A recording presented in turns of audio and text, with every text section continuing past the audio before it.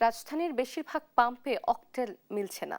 বিপিসির পক্ষ থেকে মজুত ও সরবরাহ পরিস্থিতি স্বাভাবিক থাকার কথা বলা হলেও পাম্পের বাস্তবতা বলছে ভিন্ন কথা।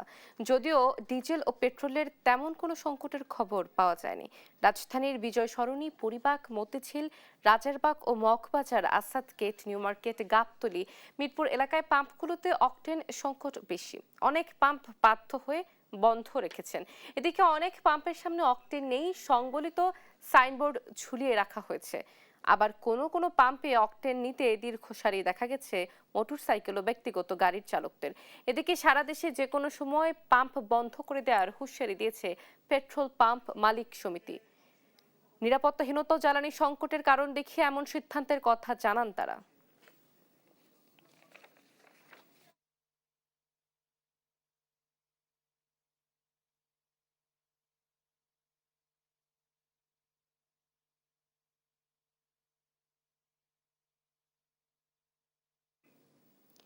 দর্শক, পেট্রোল পাম্পের পরিস্থিতি জানাতে যোগ দিচ্ছেন সহকর্মী এইচ হিমেল।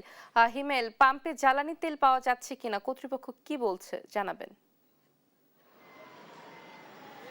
এই মুহূর্তে রাজারবাগ ফিলিং স্টেশনে রয়েছে। আমরা এখানে যেটা দেখছি যে এখানেও কিন্তু প্রতিদিনের মতো লম্বা সারি অপেক্ষা করছে মোটর বাইক থেকে শুরু করে প্রাইভেট কারগুলো।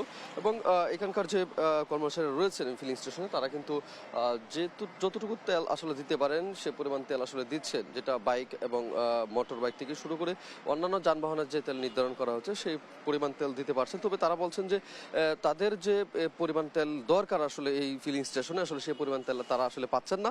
এবং সেটা অনুযায়ী আসলে যে এখানকার যারা তেল সংগ্রহ করতে এসেছেন তাদের যে চাহিদা, সেই চাহিদা অনুযায়ী কিন্তু তারা আসলে তেল সরবরাহ দিতে পারছেন না। সেই ক্ষেত্রে আসলে বেশ কিছু জটিলতার সম্মুখীন তারা প্রথম থেকেই হয়ে আসছে। তবে এখন আসলে তারা এই বিষয়টি আসলে বেশি সম্মুখীন হচ্ছে যে আসলে এতদিন হয়ে যাওয়ার পরে এখনো তেলের সংকট কাটেনি, যার কারণে এখানকার যারা তেল সংগ্রহ করতে এসেছেন তাদের সাথে কিন্তু প্রায়ই তাদের ঝগড়া হচ্ছে, গালমন্দ হচ্ছে। সব মিলিয়ে আসলে বলছেন যে এরকম যদি অবস্থা চলতে থাকে তাহলে আসলে এই পাম্পগুলো আসলে টিকিয়ে রাখা কঠিন হবে।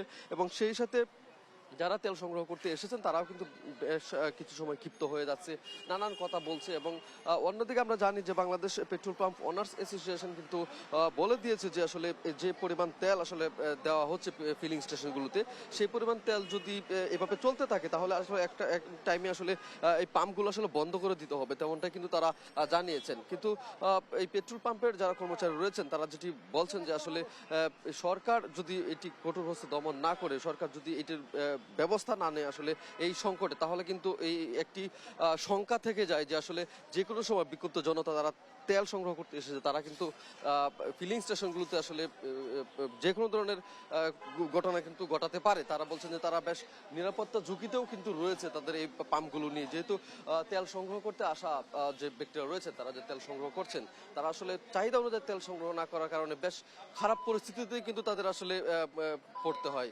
সেটি কিন্তু এখানকার কর্মচারীরাও বলছেন। সব মিলিয়ে আসলে ফিলিং স্টেশনগুলো যে রয়েছে তাদের চাহিদা মতো তেল না মিলাই এতদিন পরেও তারা কিন্তু বেশ ক্ষিপ্ত। এবং তারা বলছেন যে সরকার মতো আহ্বান জানিয়েছেন যেন তেল যে সংকট যে বিষয়টি আছে সেটি দ্রুত যেন সমাধান করা হয়। রাজধানীর রাজারবাগ থেকে পেট্রোল পাম্পের এই ছিল সর্বশেষ তথ্য।